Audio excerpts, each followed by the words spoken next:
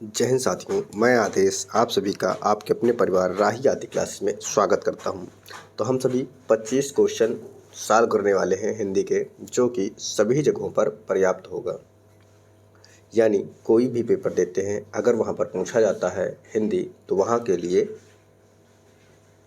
उपयोगी होगा। अब हम अपने पहले क्वेश्चन को शुरू करते हैं।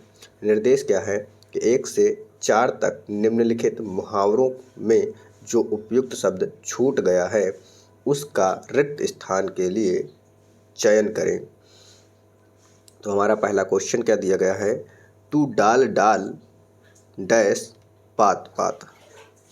तो यहाँ पर क्या भरा जाएगा कि तू डाल डाल वह पात पात, तू डाल डाल हम पात पात, वह डाल डाल, तुम डाल डाल सब पात पात, तुम डाल डाल एक पात पात। तो यहाँ पर क्या हो जाएगा, राइट आंसर मुहावरा क्या है, तू डाल डाल हम पात पात।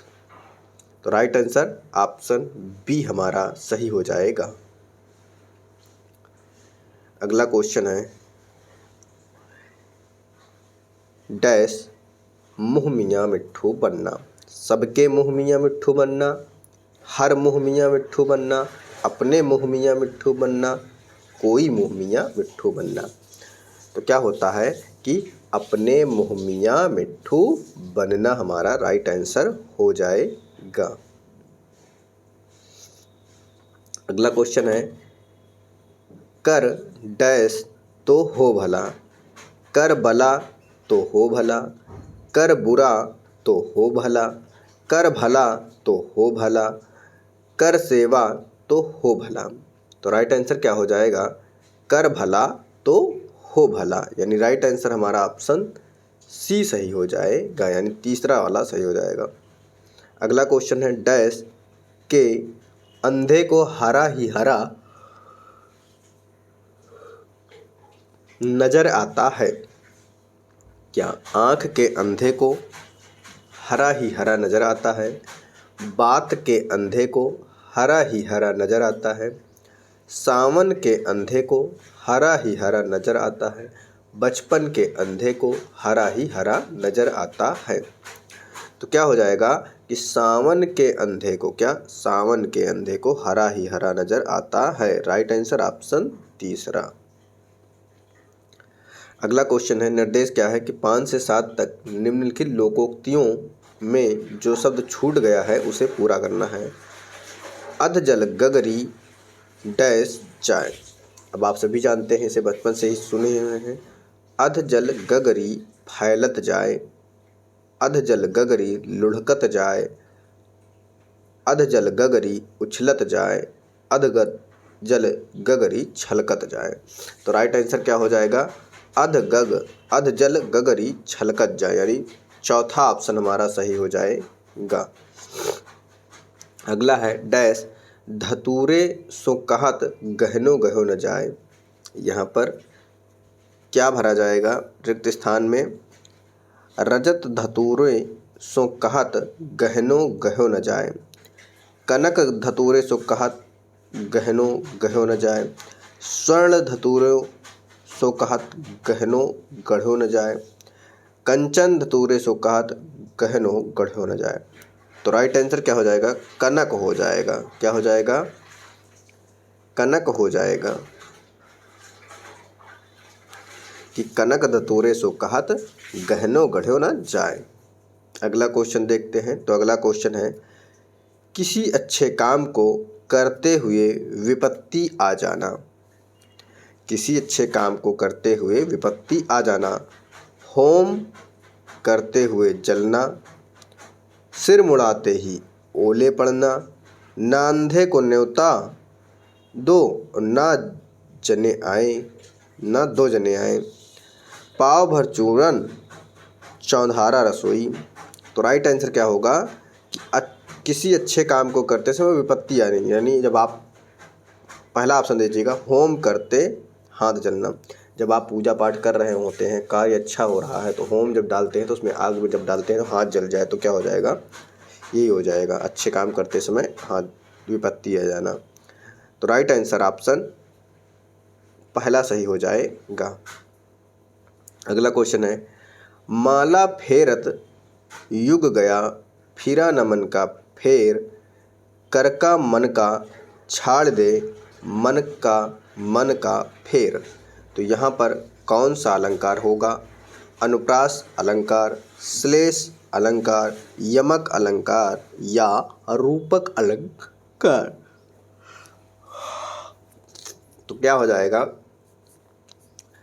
यमक अलंकार हो जाएगा। क्या हो जाएगा? यमक अलंकार हो जाएगा। यानी माला फेरते हुए जुग चला गया, लेकिन मन का जो फेर है, मन का जो वहम है, वो नहीं गया है। और कर का मन का डार दे, यानी और मन का फेर, कर का मतलब कंकड़ है, जो मन का मतलब गगरी में डाल दीजिए, ऐसा कुछ है। तो यहाँ पर यमक अलंकार हो जाएगा, क्योंकि यमक अलंकार में कोई भी शब्द दो बार आए और उसके अर्थ जो हैं अलग अलग होते हैं, तो यमक अलंकार होता है। अगला क्वेश्चन है, सोहत ओढ़े पीठ पत श्याम सलोने गात, मनहु नील मणि शैल पर आपत प्रयोग पड़ा प्रभात। तो यहाँ पर कौन सा अलंकार है? यमक अलंकार, उत्प्रेक्षा अलंकार, रूपक अलंकार या श्लेष अलंकार? मन मानो, जन जानो, मनहु जनहु, ये सब शब्द आते हैं वाचक शब्द, तो यहाँ पर उत्प्रेक्षा अलंकार होता है। तो क्या हो जाएगा? उत्प्रेक्षा अलंकार हमारा आंसर हो जाएगा। देखिए हम मनहु आया हुआ है। अगला क्वेश्चन है, प्रथम सूफी प्रेमाख्यान काव्य के रचयिता कौन है? नूर मोहम्मद, जायसी, मुल्ला दाऊद या कुतुबुन? प्रथम सूफी प्रेमाख्यान काव्य के रचयिता तो कौन है? मुल्ला दाऊद जी हैं। राइट आंसर हमारा ऑप्शन तीसरा सही हो जाएगा।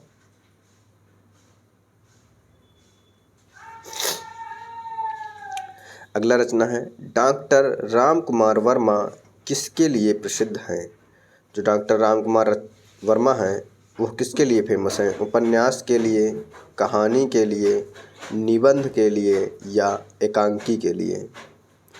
तो डॉक्टर राम कुमार वर्मा जी एकांकी के लिए फेमस है। किसके लिए? एकांकी के लिए फेमस हैं। अगला क्वेश्चन है, जौहर। जौहर जो रचना है, यह रचना किसकी है? सुमित्रा नंदन पंत की, द्वारिका प्रसाद माहेश्वरी की, शिव मंगल सिंह सुमन की या श्याम नारायण पांडे की? तो जौहर जो है यह श्याम नारायण पांडे जी की है। किसकी? श्याम नारायण पांडे जी की। अगला क्वेश्चन है, सप्त सुमन रचना किसकी है? प्रेमचंद्र की, मैथिली शरण गुप्त की, रामचंद्र शुक्ल की या हरबंस राय बच्चन की? तो सप्त सुमन जो है यह प्रेमचंद की रचना है। किसकी? प्रेमचंद की रचना है। अगला क्वेश्चन है, रंगभूमि क्या है? उपन्यास है, लेकिन इसके लेखक, इसके रचयिता कौन है? राजेंद्र यादव, रांगेय राघव, प्रेमचंद या अमरकांत? तो रंगभूमि आप सभी जानते हैं किसकी है? प्रेमचंद की रचना है। अब अगला क्वेश्चन है, निर्देश क्या है? अशुद्ध वाक्य पहचानिए। हमें अशुद्ध वाक्य का चयन करना है। इस क्वेश्चन के दो ऑप्शन इस पेज पर हैं और दो ऑप्शन अगले पेज पर हैं। तो पहला क्या है? एक गाय, दो घोड़े और एक बकरी मैदान में चर रहे हैं। एक गाय, दो घोड़े और एक बकरी मैदान में चर रही हैं। अगला ऑप्शन देखिएगा, एक घोड़ा, दो गायें और एक बकरी मैदान में चर रही है। दो गाय, दो घोड़े और एक बकरी मैदान में चर रही है। तो देखिए यहाँ पर राइट आंसर क्या हो जाएगा कि एक गाय, 2 घोड़े और 1 बकरी मैदान में चर रहे हैं। यानी पहला ऑप्शन हमारा सही हो जाएगा। अब आते हैं अगले क्वेश्चन पे। तो निम्नलिखित में से कौन सा उन्नति का पर्यायवाची नहीं है? उन्नति शब्द का पर्यायवाची कौन सा नहीं है, इसका चयन करना है। उत्थान, विकास, उत्कर्ष और उमंग। उन्नति का पर्यायवाची उत्थान भी होता है, विकास भी होता है और उत्कर्ष भी होता है, लेकिन उमंग जो है यह उन्नति का पर्यायवाची नहीं होता है। अगला है निर्देश 18-19। निम्नलिखित प्रश्नों में से अशुद्ध शब्द पहचानना है। अशुद्ध शब्द का पहचानना है। लागान लिखा हुआ है, लागान नहीं होता है, लगान होता है। ला में आ की मात्रा नहीं होती है और अशुद्ध ही पहचानना था हमें। तो क्या है? ऑप्शन ए ही हमारा सही हो जाएगा। नाराज, लागान, लगान, गुस्सा, ये तीनों क्या हैं? ये तीनों हमारे सही दिए गए हैं। अगला है, अगला क्वेश्चन क्या है कि इसमें भी अशुद्ध ही बताना है हमें। आगामी, आगामी, साप्ताहिक या दूसरा। तो यहाँ पर जो अशुद्ध है वह आगामी है। क्या? आगामी होता है, ना कि आगामी।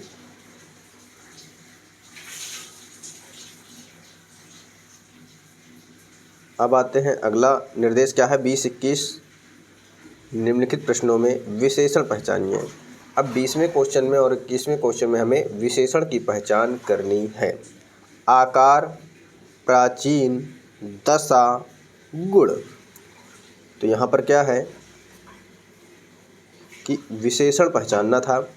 जो प्राचीन है शब्द है यह हमारा क्या है? विशेषण है। लेकिन कैसा? प्राचीन जो है गुण बता रहा है किसी चीज़ का, तो गुणवाचक विशेषण हो जाएगा। क्या हो जाएगा? गुणवाचक विशेषण। अब अगले क्वेश्चन पे चलते हैं। तो अगला क्वेश्चन कह रहा है दूना, मोहन, पुस्तक, सैनिक। इसमें भी हमें विशेषण ही बताना था। तो दूना शब्द हमारा क्या हो जाएगा? विशेषण हो जाएगा।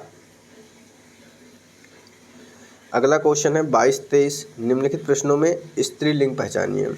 22वें क्वेश्चन और 23वें क्वेश्चन में हमें स्त्रीलिंग शब्द का चयन करना है। प्रियतम, सुत, श्यामा, अबला। तो जो श्यामा शब्द है यह स्त्रीलिंग शब्द है, जबकि प्रीतम, सुत और अबला पुल्लिंग शब्द होते हैं। इसमें भी हमें स्त्रीलिंग शब्द का ही चयन करना है। घट, चंदन, काठ। जो कच्छा शब्द है यह स्त्रीलिंग शब्द के अंतर्गत आता है। कौन सा? कच्छा शब्द स्त्रीलिंग शब्द के अंतर आता है, जबकि घट, चंदन, काठ ये क्या हो जाएंगे? पुल्लिंग हो जाएंगे।